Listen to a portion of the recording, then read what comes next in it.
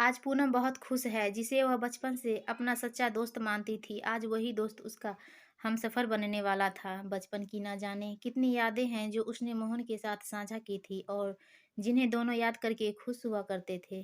एक साथ स्कूल जाना, पढ़ाई करना, नए-नए खेल खेलना और शरारत करना बहुत पसंद आता था। मोहन मस्त मौला लड़का था, जो किसी भी बात को कभी सीरियस नहीं लेता था। लेकिन पूनम मोहन की दोस्ती में ही खुशी रहती थी।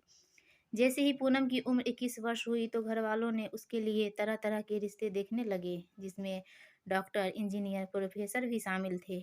लेकिन आखिर कोई और पूनम को कैसे पसंद आता? क्योंकि उसने तो बचपन से ही मोहन को पसंद कर रखा था।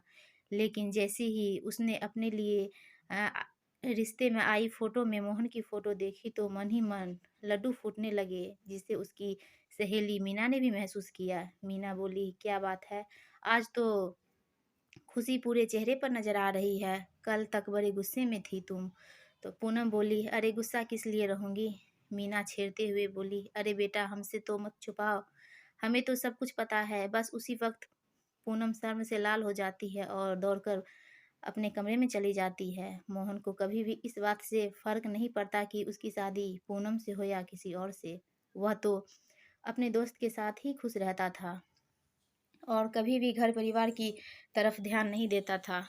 देखते ही देखते वह दिन भी आ गया जब पूनम और मोहन की धूमधाम से सारे रस्मों के साथ शादी हो गई और पूनम अपने नए घर में आ जाती है। शादी के को 1 महीने हो गए थे, लेकिन मोहन का व्यवहार बिल्कुल नहीं बदला। अभी भी वह खुद को शादी के बंधन में बांधने को तैयार नहीं था और जानबूझकर पूनम से वह दूर रहने का रास्ता खोजने लगा। शुरू-शुरू में तो पूनम इस बात को समझ नहीं पाती, लेकिन धीरे-धीरे उसने भी महसूस किया कि मोहन अब उसके बचपन का दोस्त नहीं रहा, बल्कि वह काफ़ी बदल चुका है। वह रात को देर से घर आता और अब तो वह पूनम से ज़्यादा बातें भी नहीं करता था। इस बात से पूनम दुखी रहने लगी थी।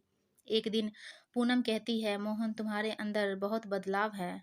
अब तो तुम मुझे देखते भी नहीं हो और मुझसे बातें भी नहीं करते हो।" मोहन गुस्सा करते हुए बोला, "देखो पूनम, मैं मानता हूँ कि हम बचपन के अच्छे दोस्त थे, लेकिन अब हम छोटे बच्चे नहीं हैं। मैंने शादी तुमसे इसलिए की है कि क्योंकि मेरे मम्मी-पापा को लगता है कि तुम इस घर को सँभालने के लिए परफ़ेक्ट रहोगी। लेकिन इसका मतलब यह नहीं है कि मैं अपनी आज़ादी तुम्हारे हाथों में दे दूँ। यह तुम्हारी सबसे बड़ी गलतफ़हमी होगी।" पूनम बोली, "तुम मुझे गलत समझ रहे हो। मैं तो यह जानना चाहती हूँ कि आखिर तुम यह कर क्यों रहे हो?" मोहन बोला, "तुम्हें यह सब जानने की ज़रूरत नहीं है, बस अपने काम पर ही ध्यान लगाओ।" ऐसा बोलकर मोहन वहाँ से निकल जाता है और पूनम की आँखों में आँसू भर जाते हैं। अब तो पूनम की आदत हो चुकी है अपमान सहन करने की। लाख चाहते हुए भी उसे मोहन का प्यार नहीं मिल पाता और पूनम दुखी रहने लगती है, जिसका असर उसकी तबीयत पर भी पड़ने लगा, लेकिन मोहन ने उस पर ध्यान ही नहीं दिया।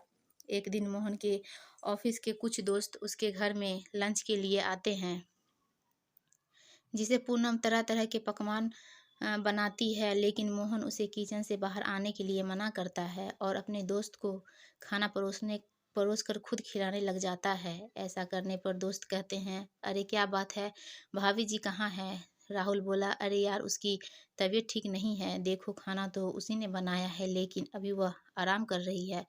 दोस्त बोला, "अरे कोई बात नहीं, हम भाभी जी से बाद में मिलेंगे, लेकिन उन्हें यह ज़रूर बता देना कि उनका बनाया खाना हमें बहुत पसंद आया।"